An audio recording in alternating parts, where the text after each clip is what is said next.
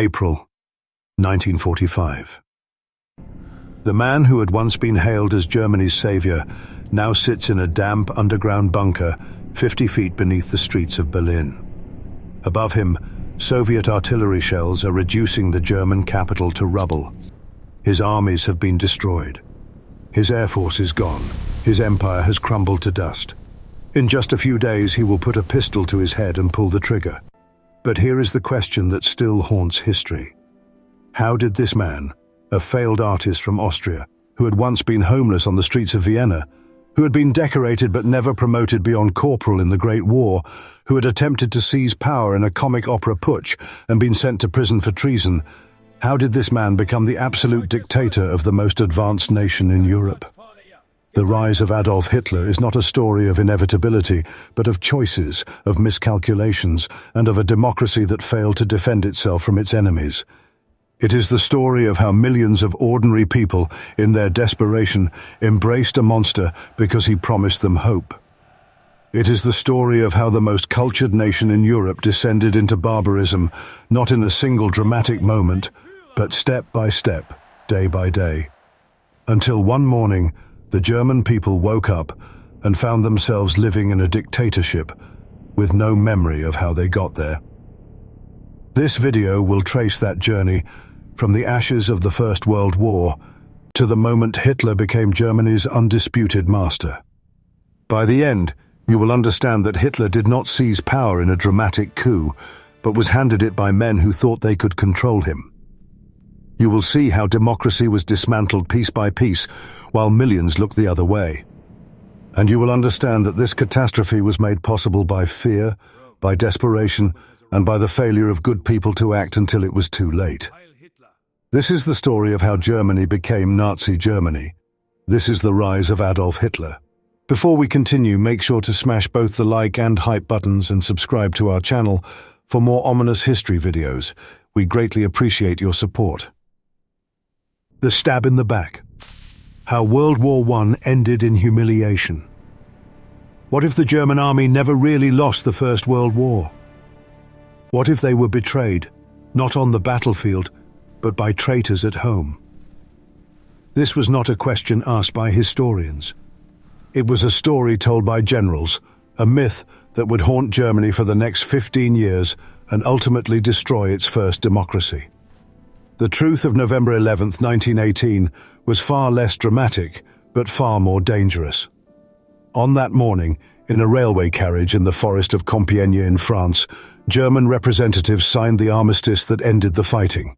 The guns fell silent at the 11th hour. But the silence was not peace.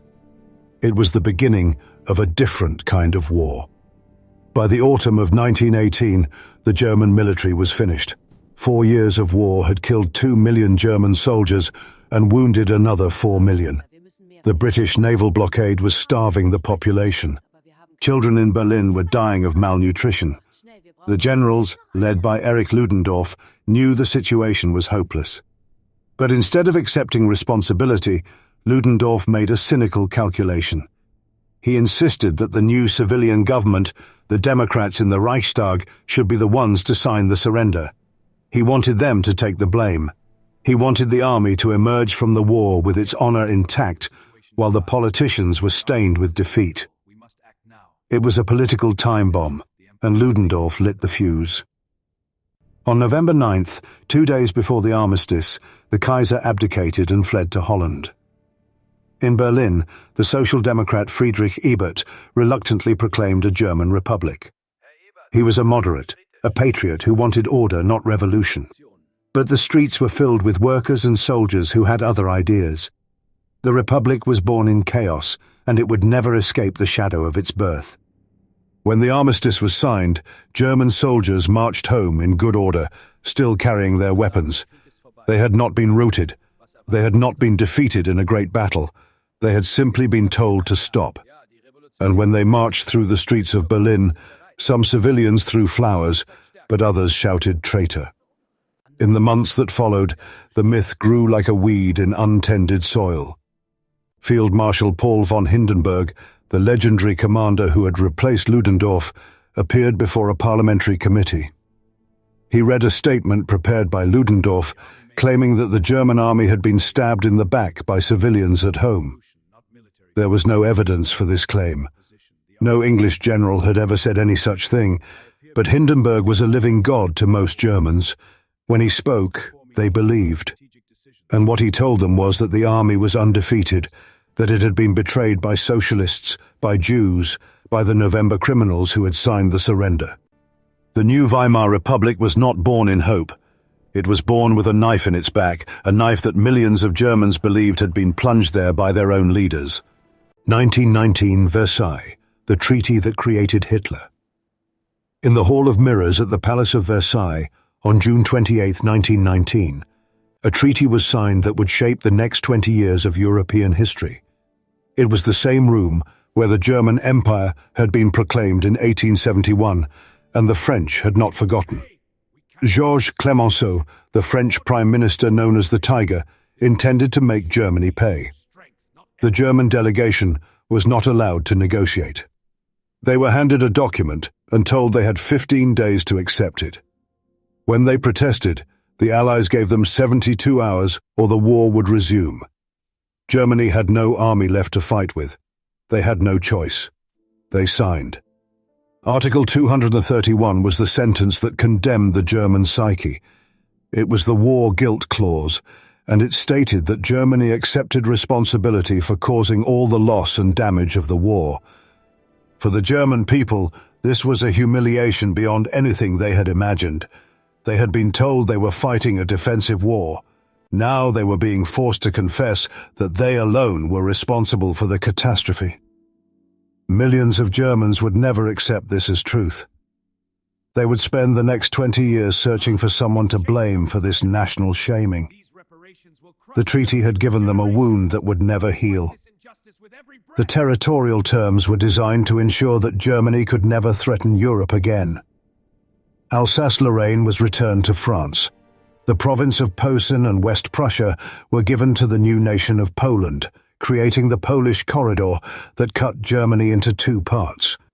The German city of Danzig, with its overwhelmingly German population, was declared a free city under League of Nations control. Millions of ethnic Germans suddenly found themselves living in foreign countries. Germans watched their ancient cities being handed to their enemies, and they burned with a resentment that would never cool. The military restrictions were meant to keep Germany powerless forever. The army was limited to 100,000 men, a force barely large enough to police the nation. Conscription was forbidden. Tanks, military aircraft, submarines and warships over 10,000 tons were all prohibited.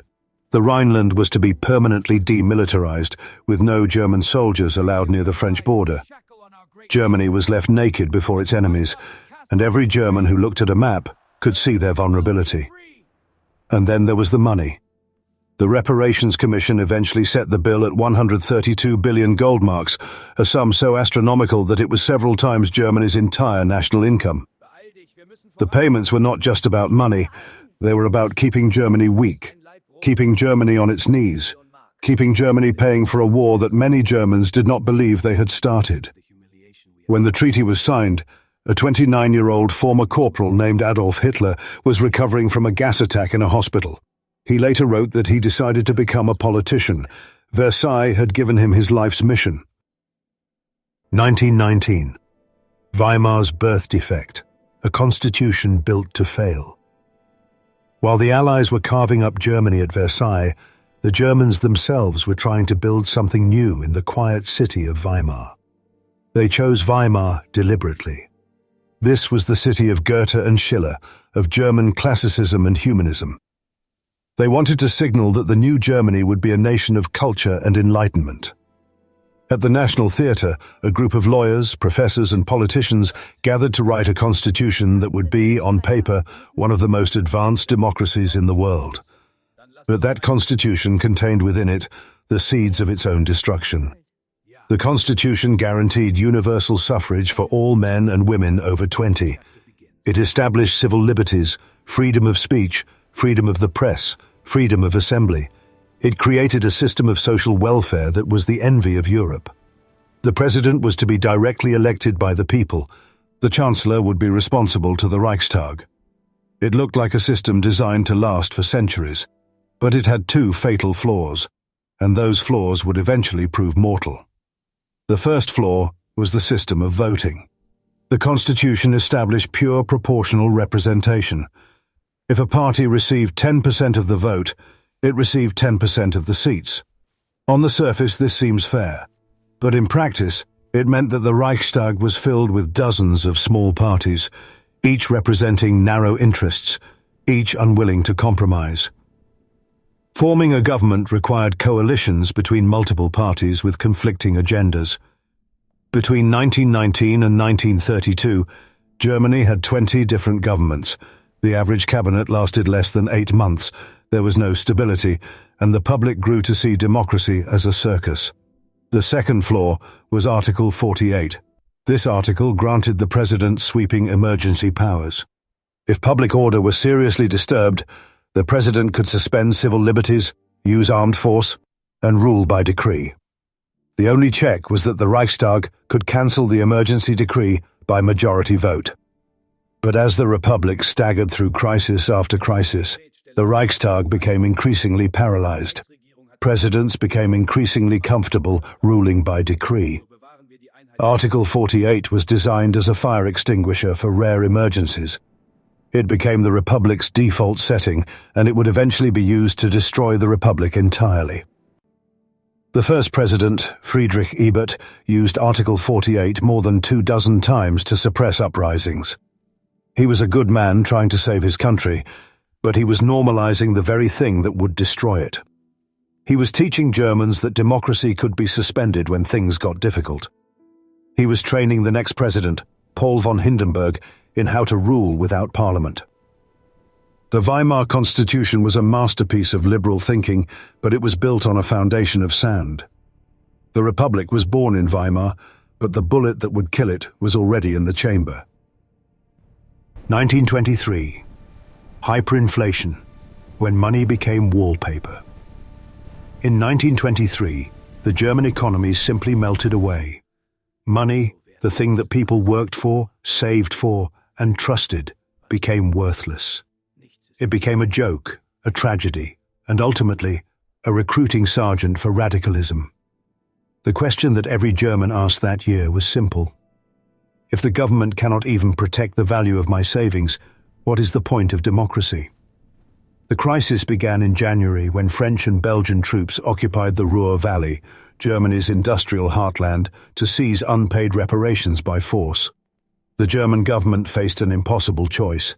It could accept the occupation and be seen as weak, or it could resist and risk economic collapse. It chose resistance, but a peculiar kind of resistance. It called for passive resistance. German workers in the Ruhr went on strike. They refused to mine coal for the French, and the German government promised to keep paying them while they did nothing. To pay these striking workers, the government did the one thing it should never have done. It printed money. Printing money without producing goods to back it up is like pouring water into a cup with a hole in the bottom. The more you pour, the less it's worth. By the summer, the mark was in freefall. By autumn, it had become a national nightmare. In January, a US dollar was worth about 17,000 marks. By November, it was worth 4 trillion marks. 4 trillion. A loaf of bread that cost half a mark in 1918 now cost 200 billion marks. Workers were paid twice a day and given half-hour breaks, so their wives could rush to the stores to buy anything before prices rose again. People brought wheelbarrows full of cash to buy a single sausage, and when the wheelbarrow broke, it was cheaper to leave it than to repair it, because the wheelbarrow was worth more than the money inside it. The human cost was devastating, especially for the middle class. For generations, German families had saved, had put money aside, had believed in thrift and prudence. Now their savings were wiped out overnight. Pensioners who had worked their entire lives found that their pensions would not buy a cup of coffee. People who had played by the rules, who had trusted the system, were destroyed. And the people who had speculated, who had borrowed recklessly, came out ahead. The world had been turned upside down. In this chaos, trust in every institution evaporated. The government had printed the money that became worthless. The bankers had presided over the destruction of savings. The professors who taught economics were revealed as fools, and into this vacuum stepped the extremists. Communists pointed to the crisis as proof that capitalism was doomed. Nationalists pointed to it as proof that Germany was being destroyed by its enemies. Both messages found willing ears. The middle class, the traditional bulwark of stability, had been radicalized. And in a Munich beer hall, a 34-year-old Austrian named Adolf Hitler was watching it all, learning the lessons of despair and planning his moment. 1923. The Beer Hall Putsch, Hitler's first try at power. On the evening of November 8, 1923, 3,000 people packed the Bürgerbräukeller, a massive beer hall in Munich, to hear a speech by Gustav von Kahr, the Bavarian state commissioner. Kahr was a conservative monarchist who despised the Republic in Berlin, but he wanted to restore the Wittelsbach monarchy, not follow an Austrian corporal. As Kahr spoke, SA men, Hitler's brown-shirted stormtroopers, surrounded the building. At exactly 8:30, Hitler burst through the doors, climbed onto a chair, and fired a pistol shot into the ceiling. The crowd fell silent. Hitler shouted that the national revolution had begun. With Kahr and 2 other Bavarian leaders held at gunpoint in a side room, Hitler made his move. He was joined by General Erich Ludendorff, the legendary hero of the Great War. Ludendorff's presence gave the putsch an aura of legitimacy it could never have had on its own. Hitler forced Kahr and the others to agree to support him, or so he thought, but the moment Hitler left the beer hall to deal with a separate crisis, Kahr slipped away. By morning, the Bavarian government had denounced the putsch and was preparing to crush it. Hitler's revolution, which had seemed so promising at midnight, was collapsing by dawn. The next morning, November 9th, Hitler and Ludendorff decided on a desperate gamble. They would march through the streets of Munich with 2,000 followers, hoping to rally the people. They carried swastika flags and marched toward the city center. At first, crowds cheered. But as they approached the Feldherrenhalle, a monument to Bavarian military glory, they encountered a police cordon. Someone fired a shot. Within seconds, the police opened fire. 16 Nazis fell dead. Hermann Göring was shot in the groin.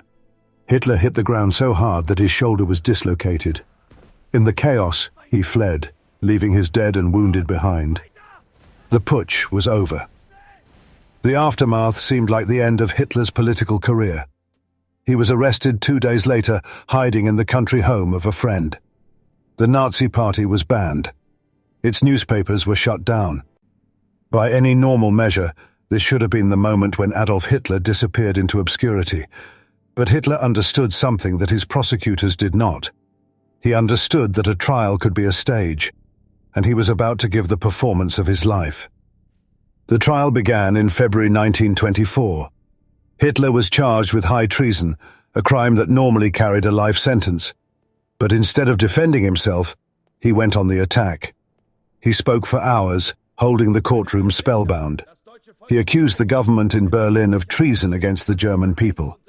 He invoked the stab in the back legend, the betrayal of Versailles, the suffering of the German people. He turned the courtroom into a political rally. The judges, impressed by his eloquence and sharing his nationalist sentiments, gave him the lightest possible sentence. He served only 9 months, and those months were spent in relative comfort in Landsberg prison. The putsch had failed, but Hitler had won. He had learned that the path to victory lay not through bullets, but through ballots. 1924. Mein Kampf, the blueprint, written in prison. Landsberg prison in 1924 was not the kind of place where most people would choose to spend 9 months, but for Adolf Hitler, it became something unexpectedly valuable. It gave him time to think, time to reflect, time to articulate the ideas that had been swirling in his mind for years, and it gave him an audience.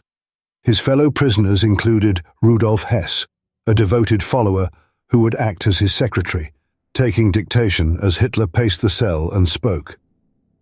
The book that emerged from those months was called Mein Kampf, My Struggle. It was part autobiography, part political manifesto. But for those who read it carefully, it was a clear statement of intent. The core of Mein Kampf was not autobiography, but ideology. Hitler laid out two central ideas that would guide everything he did for the next 20 years. The first was racial purity. He argued that human history was nothing but a struggle between races, that the Aryan race, which he identified with the German people, was the creator of all civilization, and that this race was threatened by contamination from inferior races, above all the Jews. This was not a casual prejudice. It was the central organizing principle of his worldview. Everything else was secondary to the preservation of racial purity. The second core idea was Lebensraum, living space. Hitler argued that Germany was too small for its population, that it could not feed itself within its current borders, and that the only solution was to expand eastward. He looked to Russia and the Ukraine as Germany's natural destiny. The people who lived there were inferior races who would be cleared away to make room for German settlers. This was not a plan for peaceful expansion. It was a plan for conquest, for colonization, for the wholesale displacement and destruction of entire peoples. Hitler made no secret of this. He wrote it in plain language. The book also contained Hitler's reflections on his failed putsch and his conclusions about political strategy. He had learned that armed insurrection was foolish. He had learned that the path to power lay through the very institutions he had tried to overthrow. He wrote that the movement must pursue the path of legality, that it must use the weapons of democracy against democracy itself. This was not a conversion to democratic principles. It was a tactical decision. He would run for office. He would use the protections of the Constitution to destroy the Constitution. And when he had power, he would never give it back. When Mein Kampf was published in 1925, it was not an immediate bestseller. Many Germans found it unreadable. But over time, as the Nazi movement grew, sales increased. For those who read it carefully, it contained everything Hitler intended to do. He would destroy democracy. He would eliminate the Jews. He would conquer Eastern Europe. He would wage war. It was all there, written in a prison cell in 1924. The world had been warned. The world did not listen. 1924. The legal path. Why Nazis started playing democracy's game. When Adolf Hitler walked out of Landsberg prison in December 1924, he faced a choice that would determine his future. His party was banned. His followers were scattered. His attempt to seize power by force had ended in disaster. He could have faded into obscurity. Instead, he made a decision that seemed like surrender, but was actually the most cunning move of his career. He decided to play by the rules. He decided to use democracy to destroy democracy. And the Democrats, confident that their system could handle any threat, let him do it. The first step was rebuilding the Nazi Party. In February 1925, Hitler persuaded the Bavarian government to lift the ban on the party. He promised to pursue only legal means. He promised to respect the Constitution. The authorities, relieved that he had abandoned violence, believed him. They did not understand that for Hitler, legality was a tactic, not a principle. He would say whatever was necessary to gain power, and once he had power, all promises would be forgotten. The party was refounded with Hitler as its unquestioned leader. There would be no debate, no democracy inside the party. Hitler would decide everything. The new strategy required a new kind of politics. Instead of street fighting and putsch attempts, the Nazis would focus on elections. Instead of trying to overthrow the government, they would try to win enough votes to control it. This required building a political machine that could compete with the established parties. It required money, organization, and propaganda. In the mid-1920s, all of these were in short supply. In the national elections of May 1928, the Nazi Party won just 2.6% of the vote. By any normal measure, they were irrelevant. The democratic parties could ignore them. And for the most part, they did. But Hitler was building for the long term. He understood that most Germans did not care about politics in good times. He was waiting for the good times to end. And while he waited, he was perfecting his organization. He was building the SA into a disciplined paramilitary force. He was building the SS, a smaller, more elite force, personally loyal to him. He was establishing Hitler Youth to recruit the next generation. He was creating a parallel structure that could take over when the existing system collapsed. The man who would become the master of this new strategy was Joseph Goebbels. In 1928, Goebbels made a statement that summed up the entire Nazi strategy. He said, "We go into Parliament to arm ourselves with democracy's weapons. If democracy is stupid enough to give us free tickets for that purpose, that is its own business. We come as enemies. We come like the wolf that breaks into the flock." It was a confession of bad faith, a declaration that the Nazis would use democratic institutions not to serve democracy, but to destroy it. The Democrats heard the words, but they did not believe them. 1925 to 1929. The Locarno Era, when Germany almost made it. For a brief period in the mid-1920s, it seemed possible that Germany might escape the trap of its own history. The hyperinflation was over. A new currency had restored confidence. The economy was growing. The political violence was subsiding. And on the international stage, Germany was being welcomed back into the community of nations. These were the golden years of the Weimar Republic, the years when democracy had a chance to prove itself. The question that haunts historians is whether that chance was ever real. The turning point came with the Dawes Plan of 1924. American banks would lend huge sums to Germany, money that Germany could use to pay reparations, money that France and Britain could then use to repay their war debts to the United States. It was a circular flow of money that benefited everyone. For the next 5 years, American loans poured into Germany, financing new factories, new housing, new infrastructure. German cities were rebuilt. German workers found jobs. The despair of 1923 gave way to optimism. The diplomatic breakthrough came in October 1925 at Locarno, Switzerland. The foreign ministers of Germany, France, Britain, Italy and Belgium gathered to settle outstanding issues. The Locarno treaties had Germany voluntarily accept its western borders as final. Germany recognized the loss of Alsace-Lorraine. Germany agreed to keep the Rhineland demilitarized. In return, the Allies agreed to withdraw their occupation troops early. The spirit of Locarno was one of reconciliation. The German foreign minister, Gustav Stresemann, won the Nobel Peace Prize. In September 1926, Germany was admitted to the League of Nations with a permanent seat on the League Council. It was a symbol of Germany's return to great power status. Stresemann spoke of peace, of reconciliation, of a united Europe. For many Germans, this was humiliating, an acceptance of defeat. But for many others, it was a realistic path forward. The Republic seemed to be working. In the election of May 1928, the Nazis won just 2.6% of the vote.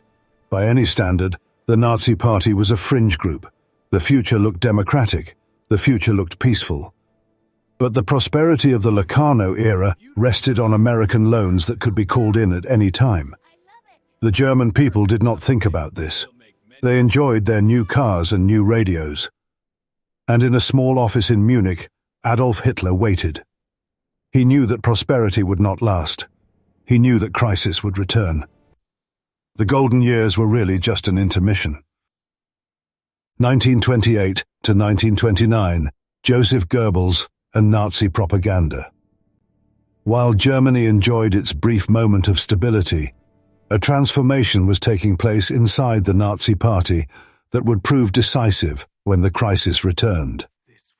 The man responsible was Joseph Goebbels, and what he built was not just a propaganda operation, but a new kind of politics. Goebbels understood something that the established parties did not. Politics was not about rational debate. Politics was about emotion, about spectacle, about making people feel something so intensely that they would abandon their doubts and follow. Goebbels had been appointed Gauleiter of Berlin in 1926, and Berlin was a challenge. The city was overwhelmingly working class and socialist. The Nazis were a tiny minority, routinely beaten up in street fights. But Goebbels did not retreat.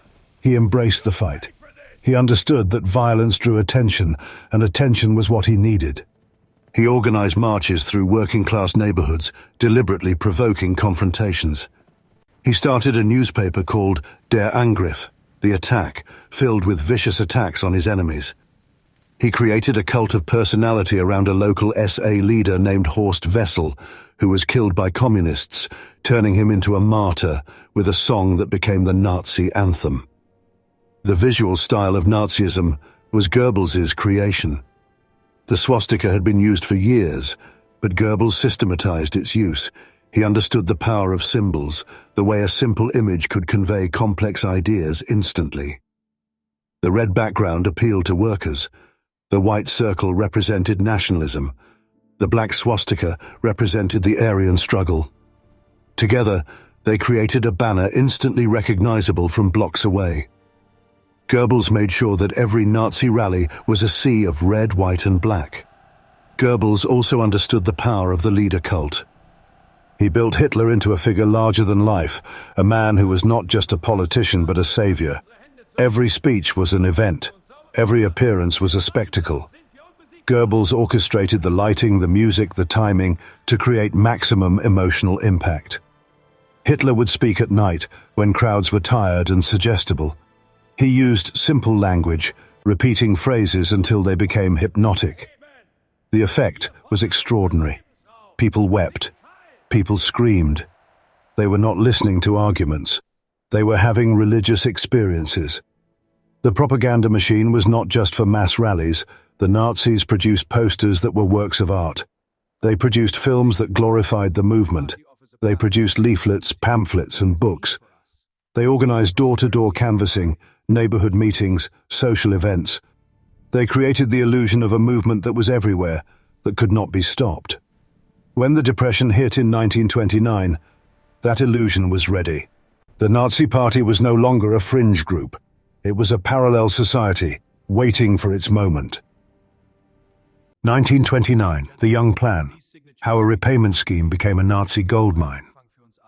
In 1929, the German government sat down with Allied negotiators to settle the reparations question once and for all. The result was the Young Plan, named after the American businessman Owen Young. It reduced Germany's total debt, extended payment periods, and removed foreign control over German finances. By any reasonable measure, it was a good deal for Germany. But for the nationalist right, it was an outrage. And for Adolf Hitler, it was the opportunity he had been waiting for, the chance to break out of the political fringe and into the mainstream. The Young Plan was negotiated in Paris throughout 1929. The final agreement set Germany's total reparations at 112 billion gold marks, less than the original 132 billion. Germany would make annual payments until 1988, but the payments were manageable. The plan required parliamentary approval, and that required a political fight. The nationalist opposition, led by Alfred Hugenberg, decided to make that fight a referendum on the entire Versailles system. Alfred Hugenberg was one of the most powerful men in Germany. He was a media tycoon who controlled newspapers, film studios, and news services across the country. He was the leader of the German National People's Party, the main conservative nationalist party. He despised the Weimar Republic. He decided to organize a national referendum against the Young Plan, and he decided to include the Nazis in his campaign. Hugenberg did not like Hitler. He considered him a vulgar rabble-rouser, but he needed the Nazis' energy, their street fighters, their ability to mobilize the masses. He thought he could use them and then discard them. For Hitler, the alliance with Hugenberg was a dream come true. Suddenly, the Nazi Party had access to Hugenberg's newspapers, his money, his respectable conservative allies. Hitler was no longer just a Bavarian extremist. He was sharing stages with war heroes and industrialists. The campaign against the Young Plan gave him national exposure, and he used it ruthlessly. He traveled across Germany, speaking to crowds larger than any he had ever addressed. He denounced the young plan as a new Versailles, as a betrayal of German honor, as a scheme by international financiers to keep Germany in chains. In the end, the referendum failed. Only about 14% of voters supported the nationalist proposal. The young plan became law. But the campaign had transformed the Nazi Party. Before 1929, the Nazis were a minor party. After the Young Plan campaign, they were a national force. They had made contacts with industrialists who would later fund them. They had built a network of supporters across the country. And just as the campaign ended, the American stock market crashed. The Depression was about to begin. The Nazis were ready. 1929. Black Tuesday hits Berlin, when America's crash became Germany's catastrophe. October the 29th, 1929, is remembered in American history as Black Tuesday, the day the New York Stock Exchange collapsed and the Great Depression began. But for Germany, that day was something worse. It was the day the American loans that had kept the German economy alive for 5 years suddenly stopped. It was the day the music died.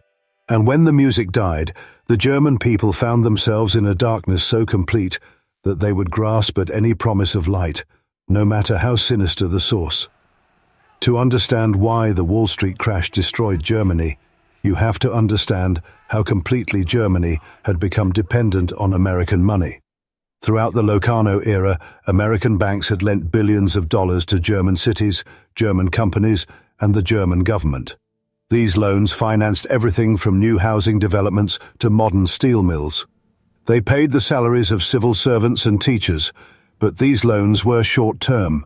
They could be called in at any time, and when American banks started failing, they called in their loans. Germany had no money to repay them. The withdrawal of American capital was like pulling the foundation out from under a house. German banks suddenly found themselves unable to meet their own obligations. Businesses that had borrowed to expand found themselves unable to pay their workers. Workers who lost their jobs stopped spending money, which caused more businesses to fail. By 1932, German industrial production had fallen by more than 40%.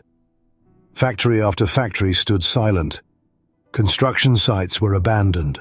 Stores closed their doors.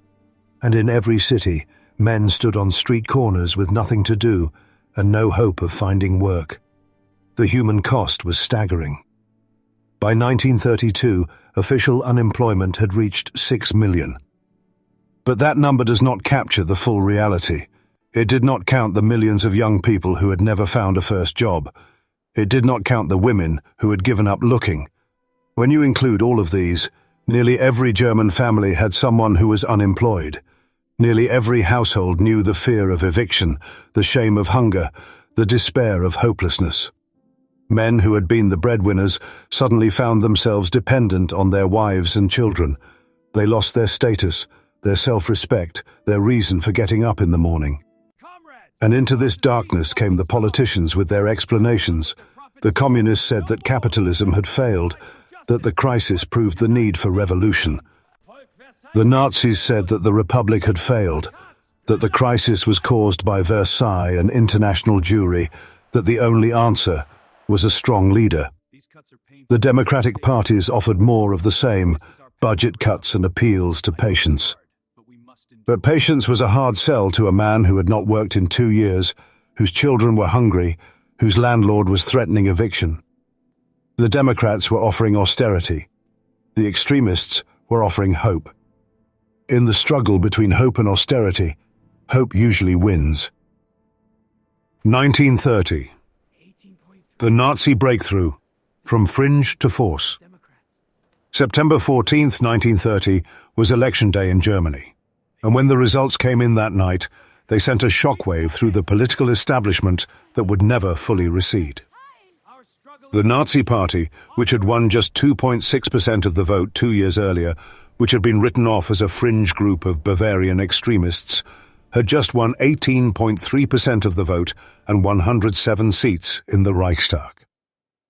Overnight, the Nazis had become the second largest party in Germany. The Republic would never be the same. The election campaign of 1930 was unlike anything Germany had ever seen. The Nazis threw everything they had into it. Goebbels organized rallies in every major city. Hitler flew from venue to venue in a chartered airplane, speaking to 2, 3, sometimes 4 crowds in a single day. The slogan was "Hitler over Germany," and it was literally true. While other politicians traveled by train, speaking to one city per day, Hitler descended from the sky like a savior, creating an impression of energy and unstoppable momentum. The crowds that gathered to hear him were enormous. They came because they were desperate. They came because Hitler told them what they wanted to hear. What did Hitler tell them? He told them that their suffering was not their fault. He told them that they had been betrayed by the politicians in Berlin, by the November criminals who had signed Versailles, by the international financiers who had caused the depression. He told them that Germany could be great again, that Germans were a master race, that they deserved better than the poverty they were enduring.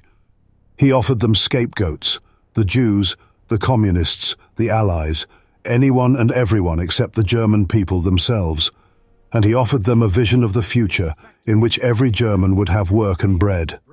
Millions believed him. The result sent panic through the democratic parties. The Social Democrats remained the largest party, but their support was eroding. The liberal parties were collapsing, their voters fleeing to the extremes. The communists had also gained, winning 77 seats. The Reichstag was now divided between 2 anti-democratic extremes, who together controlled more than a third of the seats. Governing would require coalitions, and coalitions were becoming impossible. The middle was shrinking. The extremes were growing. And at the center stood Adolf Hitler, suddenly the most talked about man in Germany. The reaction abroad was a mixture of alarm and disbelief. Foreign journalists filed dispatches describing the Nazi breakthrough, but few understood what it meant. Hitler was still seen as a clown, a demagogue, a temporary phenomenon who would fade when the economy improved. They did not understand that the protest vote was real, that millions of Germans had not just voted against the Republic, but had voted for something else, something dangerous, something that would not fade because the economy was not going to improve anytime soon. The Nazis themselves were ecstatic. They had arrived. They were no longer a fringe group. Hitler moved quickly to consolidate his position. The SA grew rapidly as unemployed young men joined for the uniforms and the sense of purpose. The party opened new offices and recruited new members. The 107 Nazi deputies in the Reichstag showed up in uniform, deliberately violating parliamentary norms. They were not there to govern. They were there to destroy. And with every passing day, they looked more and more like the future. 1930 to 1932. Chancellor Brüning, the austerity chancellor who destroyed democracy.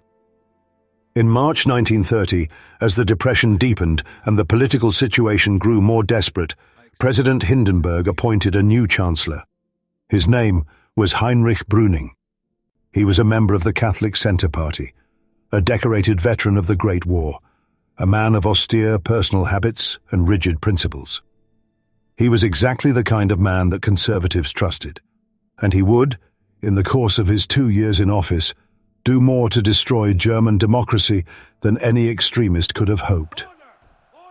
Brüning faced an impossible situation. The Reichstag was paralyzed, divided between extremists who would not cooperate and moderates who could not agree. The economy was in freefall, the budget was in deficit. Brüning believed that the only solution was austerity. He would cut government spending, balance the budget, and restore confidence. He would show the Allies that Germany could not pay reparations. It was a strategy that made sense in theory. In practice, it was a disaster. Because Brüning could not get his austerity measures through the Reichstag, he relied on Article 48, the emergency decree power of the president. Hindenburg signed the decrees. The Reichstag could have cancelled them, but the Reichstag was too divided to act, so Brüning governed by decree, cutting civil service salaries, cutting unemployment benefits, cutting wages, raising taxes. He imposed deflation on an economy that was already collapsing. He made the depression worse. And he did it all without parliamentary approval, without any pretense of popular consent. He was teaching Germans that democracy was irrelevant. The human impact of Brüning's policies was brutal. As government spending was cut, more workers lost their jobs. As wages were cut, those who still had jobs found themselves unable to support their families. As unemployment benefits were cut, the jobless faced destitution. By 1932, millions of Germans were living on the edge of starvation. Children went to school hungry, parents went to bed hungry. The social fabric was tearing apart, and Brüning's response was to demand more sacrifice from people who had nothing left to sacrifice. The political consequences were predictable. As conditions worsened, support for the extremes grew. The Nazis and communists fed on despair. They told the people that their suffering was caused by the system, that the system had to be destroyed. In the election of September 1930, the Nazis made their breakthrough. In the elections that followed, they grew stronger. Brüning's strategy of governing without parliament had not saved democracy. It had destroyed the last remaining trust in democratic institutions. When Brüning was finally dismissed in May 1932, he left behind a republic that was already dead. It just had not been buried yet. 1931. The Harzburg Front. Conservatives make a deal with the devil. October 11th, 1931, was a cold autumn day in the small spa town of Bad Harzburg. But inside the local hotel, the atmosphere was warm with anticipation. Some of the most powerful men in Germany had gathered for a meeting that would reshape the political landscape. There were industrialists like Fritz Thyssen, whose steel empire employed tens of thousands. There were generals from the old imperial army. There were nationalist politicians led by Alfred Hugenberg, the media tycoon. And there was Adolf Hitler, the former corporal from Austria. The meeting was called the Harzburg Front, and it was the moment when conservative Germany decided that Hitler was useful. The men who gathered at Bad Harzburg shared a common hatred. They hated the Weimar Republic. They hated democracy. They hated the Versailles Treaty. They wanted to restore Germany to its former glory. But they were divided about how to do it. Hugenberg, the most powerful of them, believed that he could control the masses through his newspapers. And Hitler, with his mass movement and his street fighters, was a tool that could be used. The Harzburg Front was an alliance of convenience. The conservatives brought money and respectability. The Nazis brought energy and popular support. But there was a fundamental misunderstanding at the heart of the alliance. The conservatives believed that they were hiring Hitler, that they could use him and then discard him. They thought of him as a drummer who could bring the masses into line behind their program. They did not understand that Hitler had his own ambitions. They did not understand that he was not a tool but a predator. At the meeting, Hitler was treated as a junior partner. He was introduced after the generals and the industrialists. He was furious. He stormed out before the formal banquet, refusing to be treated as a subordinate. Despite Hitler's petulance, the Harzburg Front was a propaganda victory for the Nazis. For the first time, they appeared on a platform with respectable conservatives, with war heroes, with industrialists. The photograph showed Hitler standing alongside men who had previously dismissed him. The message to conservative voters was clear. It is acceptable to support the Nazis. They are one of us. The wall that had separated the Nazi movement from respectable society had been breached. From this point forward, conservatives who had been reluctant to vote for Hitler could do so with a clear conscience. The Harzburg Front did not last, but its legacy was enduring. It legitimized the Nazis in the eyes of millions of Germans who would never have considered them otherwise. The conservatives thought they could control the monster they were helping to create. They would soon learn that monsters cannot be controlled. They can only be fed, and they are always hungry. 1932. Hitler for president. The gamble that failed but didn't matter. In the spring of 1932, Adolf Hitler made a decision that surprised even his closest followers. He would run for president of Germany. The current president was Paul von Hindenburg, the 84-year-old field marshal, the living legend of the Great War, the man revered by millions as a national hero. Challenging Hindenburg seemed like political suicide, but Hitler understood something that his critics did not. Even if he lost, The campaign itself would be a victory. It would put him before the entire nation. It would force Germans to take him seriously as a candidate for the highest office. It would be the greatest propaganda campaign Germany had ever seen. The election was held in 2 rounds, in March and April of 1932. Hindenburg, despite his age and his reluctance to campaign, was the favorite. He had the support of the democratic parties, the Social Democrats and the Catholic Centre, who saw him as the only man who could beat Hitler. He had the support of conservatives who respected his record. He had the aura of the Field Marshal, the man who had led Germany through war and who now represented stability and tradition. But Hindenburg did not campaign actively. He made a few speeches, recorded a few radio addresses, and left the rest to his supporters. He was too old, too tired, too dignified for the rough and tumble of modern politics. Hitler, by contrast, campaigned like a man possessed. Goebbels organized a campaign that was unprecedented in German history. Hitler flew from city to city in a chartered airplane, speaking to multiple crowds every day. The slogan was Hitler over Germany, and it captured the imagination of the public. In city after city, Hitler descended from the sky, spoke to enormous crowds, and flew off to the next destination. The effect was electrifying. Here was a man of energy, of determination, of modern methods. Here was a man who was not content to sit in Berlin and issue statements. Here was a man who came to the people, who spoke their language, who understood their suffering. Millions who had never heard him speak before now heard him in person. Millions more read about his rallies in the newspapers. The Hitler phenomenon was becoming a national obsession. When the votes were counted in the first round, Hindenburg had 49.6%, just short of the majority needed to win outright. Hitler had 30.1%. The communist candidate, Ernst Thälmann, had 13.2%. In the runoff, held in April, Hindenburg won 53%, Hitler 36.8%, and Thälmann 10.2%. Hitler had lost. But the numbers told a different story. More than 13 million Germans had voted for Adolf Hitler. 13 million. That was more than any Nazi candidate had ever received. It was proof that the movement was growing, that it could not be ignored, that it would have to be dealt with.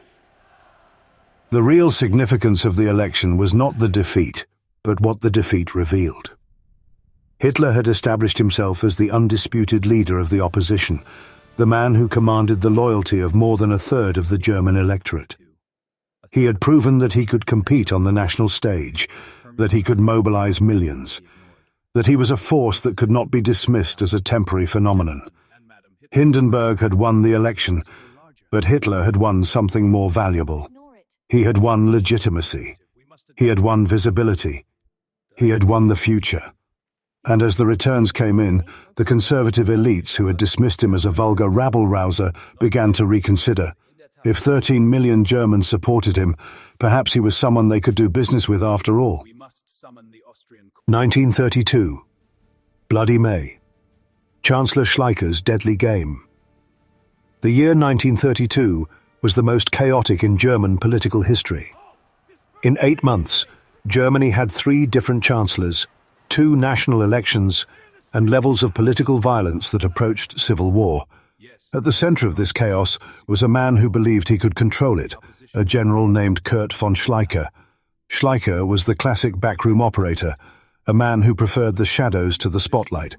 He was about to learn that in revolutionary times, the Grand Masters are often the first to be swept away. Schleicher had been the power behind the scenes for years. In May 1932, he engineered the appointment of a new chancellor, Franz von Papen. Papen was a wealthy aristocrat with no political base and no support in the Reichstag. He was precisely the kind of chancellor that Schleicher wanted: weak, dependent, controllable. Papen's government was called the Cabinet of Barons. It had no democratic mandate. It ruled by emergency decree. It was a government of the right, by the right, for the right. Papen's first act was to lift the ban on the SA, the Nazi paramilitary force. The result was predictable. Within weeks, political violence exploded. SA men fought communists in the streets. In the month of June alone, more than 100 people were killed. The police, overwhelmed and often sympathetic to the Nazis, did little to stop it. The Republic was dissolving into chaos. In July, Papen called new elections. The Nazis campaigned with furious energy. When the votes were counted, the Nazis had won 37.3% and 230 seats. They were now the largest party in the Reichstag. Hitler demanded to be made Chancellor. Hindenburg refused. The old field marshal despised the Austrian corporal. Hitler stormed off in a rage. Papen continued as Chancellor, but he had no majority. In September, the Reichstag passed a vote of no confidence. Another election was called. In November, the Nazis slipped slightly to 33.1%. It was the first time the Nazi tide had ebbed. Some observers thought the moment had passed. They were wrong. The political system was still paralyzed. Schleicher, who had grown tired of Papen, now moved against him. In December, Schleicher became Chancellor himself. His plan was to split the Nazis by offering positions to the socialist wing of the party. It was a clever idea, but it failed. The trade unions distrusted him. Hitler moved ruthlessly to purge any hint of disloyalty. Schleicher had been Chancellor for less than 2 months, and already his position was crumbling. The game was almost over. 1932. The Bloody Streets, S. A violence and the murder that shocked Germany. In the summer of 1932, as the politicians maneuvered in Berlin, the streets of Germany were running with blood. The SA, the Nazi stormtroopers, had grown to more than 400,000 men, many of them unemployed young men who had found in the brown shirts a sense of purpose and a license for violence. They marched through working-class neighborhoods, singing songs and challenging the communists to fight. The communists were happy to oblige. The result was a cycle of violence that seemed to have no end. The most notorious incident occurred in the Silesian village of Potempa in August 1932. A group of SA men, drunk on beer and violence, forced their way into the home of a communist laborer named Konrad Pietzuch. In front of his mother, they beat him to death. They stomped on his face. They crushed his skull. It was murder in its most brutal form, murder as a political statement. The crime shocked even a nation that had become accustomed to violence. The government invoked an emergency decree and sentenced the SA men to death. And then something happened that revealed the true nature of the crisis. Adolf Hitler sent a public telegram to the convicted murderers. He addressed them as my comrades. He assured them of his unwavering loyalty. He promised that their freedom would become a question of honor for the entire movement. He was publicly endorsing murderers, publicly declaring that violence was acceptable if it served the cause. The reaction was revealing. Some Germans were horrified, but many were not. The Nazi press praised Hitler's courage. The conservative press was muted. The government eventually commuted the sentences to life imprisonment. And when the Nazis came to power a few months later, they freed the Potempa murderers immediately. One became an SS officer. Another became a guard at a concentration camp. They had killed a man in front of his mother, and they were rewarded. That was the morality of the Nazi movement. As 1932 drew to a close, the violence continued. Ordinary Germans grew increasingly desperate for someone who would restore order. They did not care about democracy anymore. They cared about safety. They cared about bread. They were ready to accept any solution, even one that came in the form of brown shirts and murderers. The stage was set for the final act. 1933. January 30th. The backroom deal that sealed democracy's fate. The morning of January 30th, 1933, was cold and grey in Berlin. But inside the presidential palace, the atmosphere was tense with anticipation. For weeks, the political crisis had been building toward a climax. Chancellor Schleicher's government was collapsing. President Hindenburg was desperate for a solution. And in the wings, a group of conservative politicians were plotting to bring Adolf Hitler to power, convinced that they could control him once he was in office. They were about to make the most catastrophic miscalculation in modern history. The key figure in the plot was Franz von Papen, the former chancellor who had been pushed aside by Schleicher. Papen was bitter, ambitious, and convinced that he alone could save Germany. He had been meeting secretly with Hitler for weeks, trying to negotiate a coalition government. The plan was simple. Hitler would be Chancellor, but the cabinet would be filled with conservatives who would constrain him. Papen would be Vice-Chancellor and would have direct access to Hindenburg. Only 3 Nazis would be in the cabinet. Papen was confident. He told friends that he had hired Hitler, that he could keep him on a short leash. The negotiations were complicated by Hugenberg, who distrusted Hitler and demanded guarantees. At the last moment, Hugenberg threatened to walk out, and the entire deal nearly collapsed. But Papen persuaded him to stay. The final details were settled late on the night of January 29th. On the morning of January 30th, Hitler, Papen, and the other ministers gathered at the presidential palace. Hindenburg, 85 years old and increasingly confused, listened as Papen explained the arrangement. He was not happy about appointing the Austrian corporal, but he was persuaded that it was necessary. At around 11 o'clock, Hindenburg swore in the new government. Adolf Hitler was Chancellor of Germany. The news spread through Berlin like wildfire. That evening, tens of thousands of SA men marched through the city in a torchlit parade. They marched through the Brandenburg Gate, past the presidential palace, where Hindenburg stood at a window watching. They sang their songs. They carried their flags. They celebrated their triumph. The Republic was over. The Third Reich had begun. And the conservatives who thought they had hired Hitler were about to learn that you cannot hire the devil. You can only serve him. 1933. The Reichstag Fire, the fire that burned democracy. Just 4 weeks after Hitler became Chancellor, on the night of February 27, 1933, a Berlin resident named Hans Flöter was walking home when he heard the sound of breaking glass. Looking up, he saw flames leaping from the dome of the Reichstag building, the home of the German parliament. Within minutes, the fire department was on the scene, and within hours, the police had made an arrest. A young Dutch communist named Marinus van der Lubbe was found inside the burning building, half naked and shouting incoherently. The fire was burning, and with it, the last remnants of German democracy were about to go up in smoke. The Reichstag Fire was one of the most consequential events of the 20th century.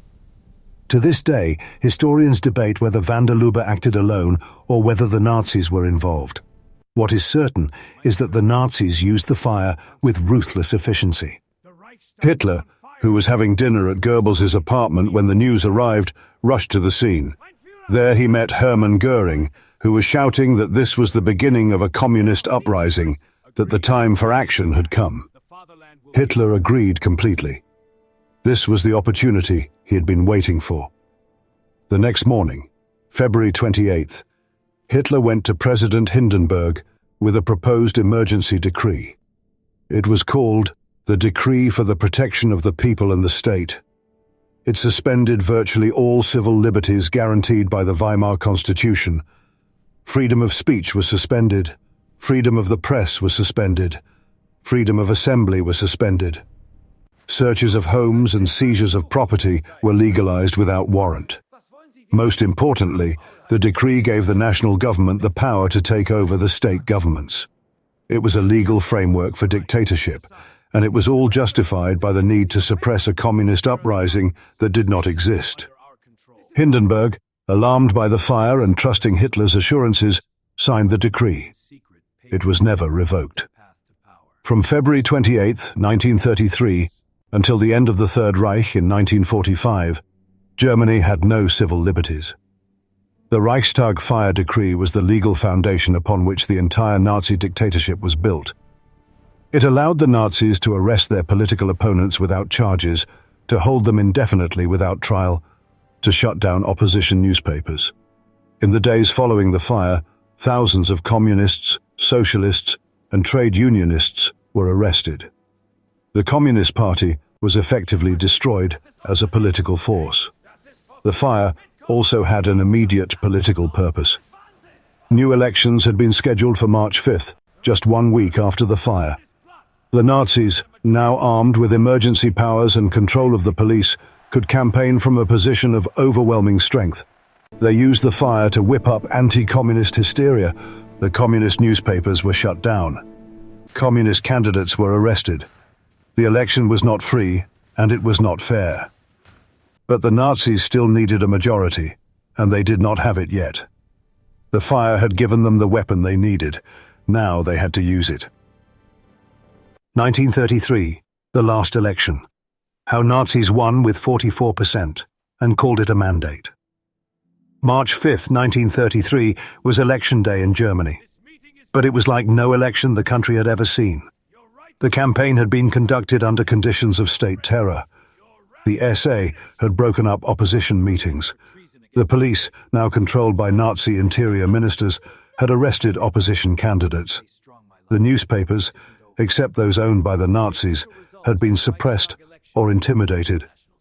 And yet, despite all of this, when the votes were counted, the Nazis had won only 43.9% of the vote. They were still short of a majority. The German people, even under conditions of terror, had not given Hitler the mandate he wanted. The results were a disappointment to the Nazi leadership. Goebbels wrote in his diary that the results were not enough, that there was much work still to be done. The Nazis had won 17 million votes, but they had hoped for more. The Catholic Centre Party had held its support. The Social Democrats, despite massive harassment, had won 18%. Even the Communists, with their leaders in jail, had won 12%. The German people had not surrendered as easily as the Nazis had hoped, but surrender was not necessary. The Nazis had other methods. The 43.9% gave the Nazis 288 seats in the Reichstag. With their coalition partners, the German National People's Party, they had 341 seats, a bare majority. But a bare majority was not enough for what Hitler wanted.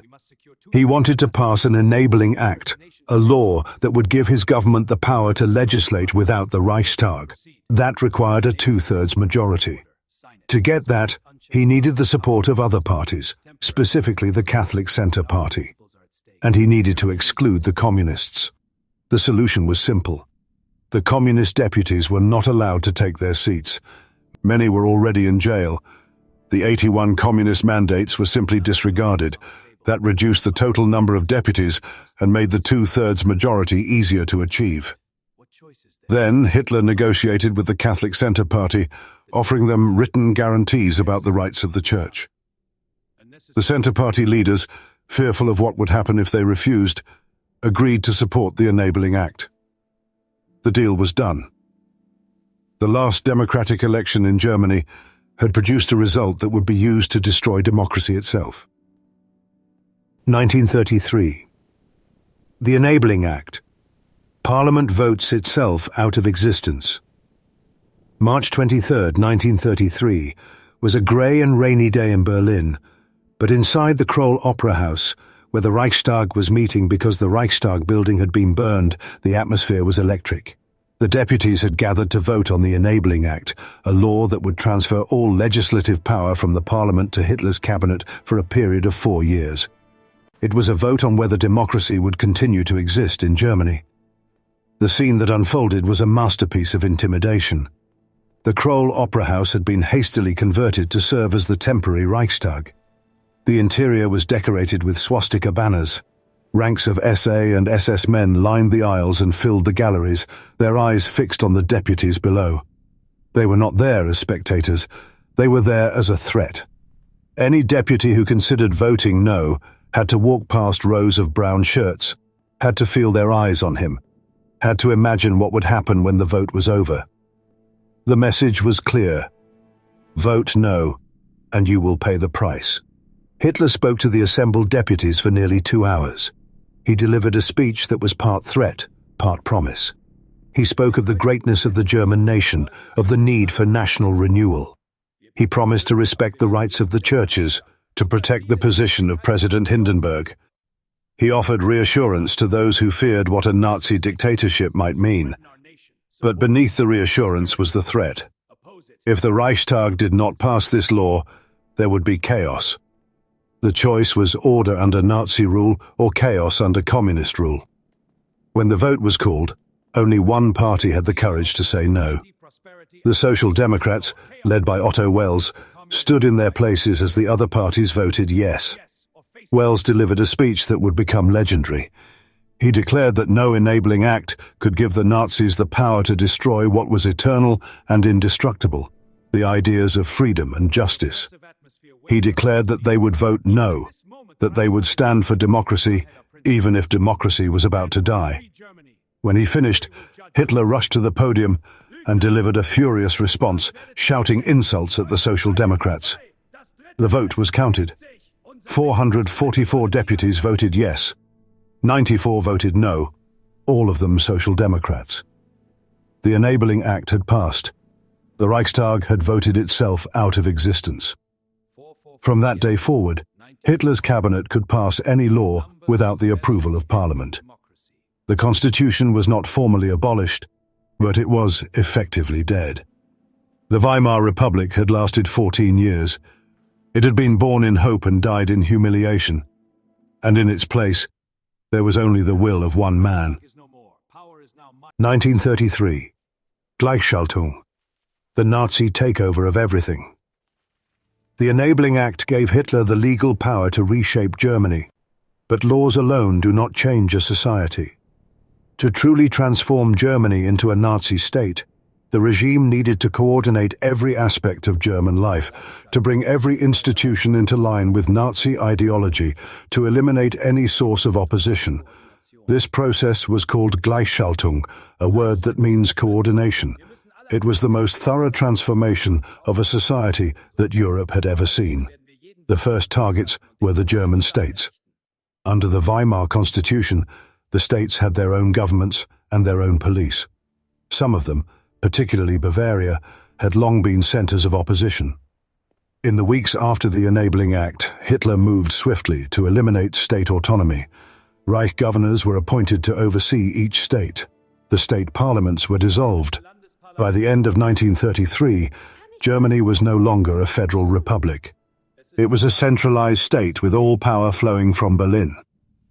Next came the trade unions. The labor movement had been one of the strongest opponents of Nazism. On May 1st, the Nazis celebrated May Day as a day of national labor. The trade union leaders, hoping to find a place in the new order, participated. The next day, SA and SS units occupied Union headquarters across Germany. Union leaders were arrested and sent to concentration camps. Union funds were confiscated. In their place, the Nazis established the German Labour Front under Robert Ley. Workers no longer had any organization to represent their interests. The civil service was purged of opponents and Jews. The law for the restoration of the professional civil service required the dismissal of all civil servants who were not of Aryan descent or who were considered politically unreliable. Thousands of judges, professors, teachers lost their jobs. The universities were purged of Jewish scholars. Albert Einstein was in the United States when the law was passed. He never returned. The exodus of German talent had begun. The professions were also coordinated. Lawyers had to join the Nazi Lawyers Association. Doctors had to join the Nazi Physicians League. Journalists had to join the Reich Press Chamber. Without membership, it was impossible to practice. Independent thought became impossible. German society was being reshaped into a series of interlocking Nazi-controlled organizations. And then there were the concentration camps. The first of these, Dachau, opened in March 1933, just outside Munich. It was intended for political prisoners, communists, social democrats, anyone who had opposed the Nazi takeover. The camp was commanded by Theodor Eicke, who developed a system of extreme brutality. Beatings, starvation, forced labor became the norm. The purpose of Dachau was not just to imprison enemies, but to terrorize the entire population. Every German knew that Dachau existed. Every German knew what happened to those who opposed the regime. The message was clear. Resist, and you will disappear. By the end of 1933, Germany had been transformed. The Republic was gone. Democracy was gone. In their place was a one-party dictatorship, a police state. But the transformation was not yet complete. There was still one institution that retained its independence. There was still one force that could challenge Hitler's power. That force was the SA, the brown shirts who had fought to bring the Nazis to power. And their leader, Ernst Röhm, had ideas of his own. The reckoning was coming. The SA must know its place. The SA demands recognition. We will not be ignored. 1934. The night of the long knives, murdering his own to win over the army. By the summer of 1934, Adolf Hitler had been Chancellor for 17 months. He had destroyed democracy and established a dictatorship. But he faced a problem that threatened to undo everything. The SA, his own stormtroopers, were becoming a threat. They numbered nearly 3 million men, far larger than the regular army. Their leader, Ernst Röhm, was a brutal, ambitious man who believed the Nazi revolution was not yet complete. He wanted the SA to absorb the regular army. The army generals were horrified. They made it clear to Hitler that they would not tolerate such a threat. Hitler faced a choice. He could side with Röhm and the SA, alienating the army and risking civil war, or he could side with the army, destroy the SA leadership, and secure the loyalty of the military. For Hitler, the choice was clear. He needed the army. He chose the generals. And he chose murder. The operation was planned in secrecy throughout June. Lists were drawn up of SA leaders and other opponents who needed to be eliminated. On the morning of June 30th, Hitler flew to Munich and drove to the resort town of Bad Wiessee, where Röhm and other SA leaders were staying. In the early morning hours, Hitler burst into Röhm's room, personally placed him under arrest, and denounced him as a traitor. Röhm offered no resistance. He was taken to Stadelheim prison in Munich. Meanwhile, across Germany, SS units were carrying out executions. In Berlin, Kurt von Schleicher, the former Chancellor, was shot dead in his home, along with his wife. Gregor Strasser, Hitler's former rival, was arrested and shot in a prison cell. Gustav von Kahr, who had crushed the Beer Hall Putsch 11 years earlier, was murdered, his body dumped in a swamp. Perhaps 200 people were killed. The victims included SA leaders, conservative critics, and anyone who had ever crossed Hitler. The killings were illegal and brutal, but the army did not object. On July 2nd, 2 days after the arrests, Hitler ordered that Röhm be given the opportunity to commit suicide. When Röhm refused, 2 SS officers entered his cell and shot him dead. The SA was purged. Its remaining leaders swore loyalty to Hitler. Its power was broken. The army, grateful for the elimination of its rival, expressed its satisfaction. The night of the long knives was presented as a necessary act of state security, and most Germans accepted that explanation. The dictatorship had consolidated its power. 1934, Hindenburg's death, the final title. On the morning of August 2nd, 1934, Paul von Hindenburg, the second president of the German Republic and the last remaining check on Hitler's power, died at his estate in Neudeck, East Prussia. He was 86 years old, and he had been declining for months. His death removed the final obstacle to Hitler's complete control. Within hours of the announcement, the offices of President and Chancellor were merged. Hitler became Führer and Reich Chancellor, the sole leader of the German nation. The transformation was complete. Hindenburg's death was not unexpected. For months, the Nazi regime had been preparing for it. A law had been drafted that would combine the presidency with the chancellorship upon Hindenburg's death. The cabinet approved it. There was no vote in the Reichstag. There was only a decree. Hitler was now head of state as well as head of government. He commanded the armed forces. He appointed all officials. He made all laws. There was no institution that could challenge him. But Hitler wanted more than legal power. He wanted popular legitimacy. He called a referendum for August 19th. Goebbels orchestrated a massive campaign to persuade Germans to vote yes. Posters appeared everywhere. Newspapers carried endorsements. Rallies were held in every city. The message was simple. Hindenburg had loved Germany. Hindenburg had trusted Hitler. To honor Hindenburg's memory, Germans should vote to give Hitler his power. The referendum was not free or fair. There was no opposition campaign. The SA and SS patrolled the polling places. In some districts, voting was not secret. When the results were announced, the regime claimed that 90% of German voters had approved. The number was almost certainly inflated, but even if it was not, it showed that the vast majority of Germans accepted Hitler as their leader. The dictatorship had become a popular dictatorship. 1934. The Oath. Why Germany's army chose Hitler over honor. On the day of Hindenburg's death, an event took place that would have consequences beyond anything those present could have imagined. That afternoon, every soldier in the German army was required to swear a new oath. It was not an oath to the Constitution, not an oath to the nation. It was an oath to one man. The soldiers raised their right hands and repeated the words, "I swear by God this holy oath that I will render unconditional obedience to Adolf Hitler, Führer of the German Reich and people, and that as a brave soldier I will be ready at any time to lay down my life for this oath." This oath was the creation of Defense Minister Werner von Blomberg, a general who was deeply loyal to Hitler. Blomberg believed that binding the army personally to Hitler would secure the military's position. He did not understand what he was doing. He did not understand that he was creating a personal bond of loyalty that would make it almost impossible for any soldier to resist Hitler's orders, no matter how criminal those orders might become. He was turning the German army from an institution of the state into a personal guard for a dictator. The significance of the oath cannot be overstated. Throughout German history, the army had sworn loyalty to the Constitution, to the nation, to the state. The new oath was personal. It was to Adolf Hitler by name.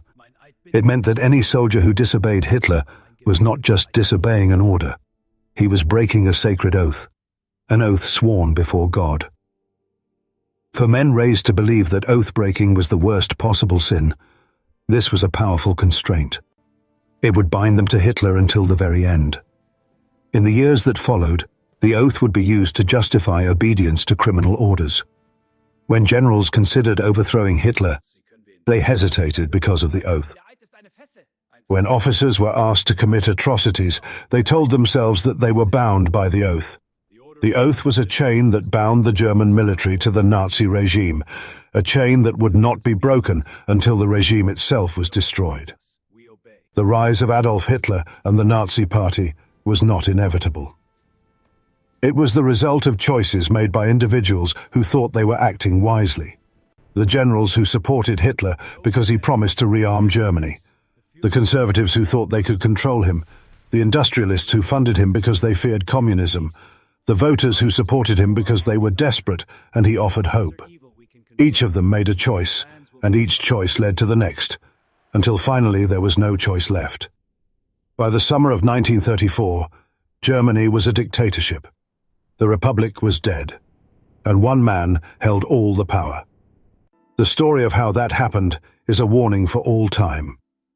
It is a reminder that democracy is fragile, that freedom must be defended, that the unthinkable can become real if good people do nothing. The rise of Hitler was not an accident of history. It was a catastrophe that millions of people helped to create. If you made it this far, thanks for watching, and make sure to smash both the like and hype buttons and subscribe to our channel for more ominous history videos. We greatly appreciate your support. See you in the next video.